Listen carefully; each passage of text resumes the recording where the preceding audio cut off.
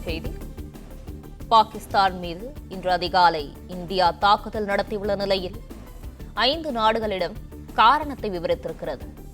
America, Britain, Russia, Saudi, ஐக்கிய அரபு அமீரக நாடுகளின் அதிகாரிகளை இன்று இந்திய அதிகாரிகள் தொடர்பு கொண்டு ஆலோசனை மேற்கொண்டுள்ளனர். இதுகுறித்தான முழு விவரங்களை வழங்கவிருக்கிறார் நமது செய்தியாளர் ராஜகுமரன். விவரங்கள். பாகிஸ்தான் நாட்டினுடைய எல்லையில் இருந்து செயல்படக்கூடிய பயங்கரவாதிகளை தீர்த்து கட்டுவதற்காக இந்தியா இன்று அதிகாலை 25 நிமிடங்களில் 24 ஏவுகணைகள் உள்ளிட்டவற்றை பயன்படுத்தி ஒரு பெரிய தாக்குதல் சம்பவத்தை மேற்கொண்டு 80 பயங்கரவாதிகளை கொண்டிருக்கின்றது.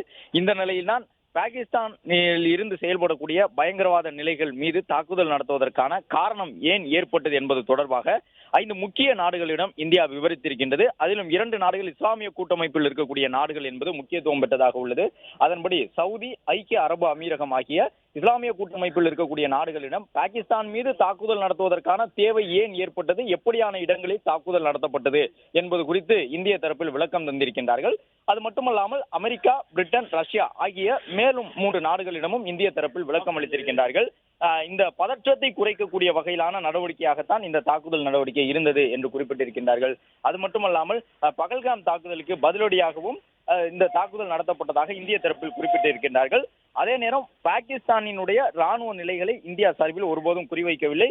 பாகிஸ்தான் நாட்டில் இருக்கக்கூடிய அந்த பயங்கரவாதிகளை மட்டும்தான் இலக்காக தேர்வு செய்து அந்த இடங்களில் மட்டும்தான் தாக்குதல் நடத்தப்பட்டது என்பதையும் இந்திய தரப்பில் அமெரிக்கா உள்ளிட்ட நாடுகளுக்கும் இஸ்லாமிய கூட்டமைப்பில் இருக்கக்கூடிய நாடுகளுக்கும் சொல்லியிருக்கின்றார்கள்.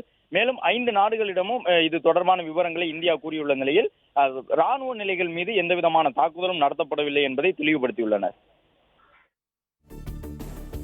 பிளே ஸ்டோர் மற்றும் ஆப் ஸ்டோரில் இருந்து பாலிமர் செயலியை QR கோடு மூலம் பதிவிறக்கம் செய்யுங்கள். செய்திகளை உடனுக்குடன் பெறுங்கள்.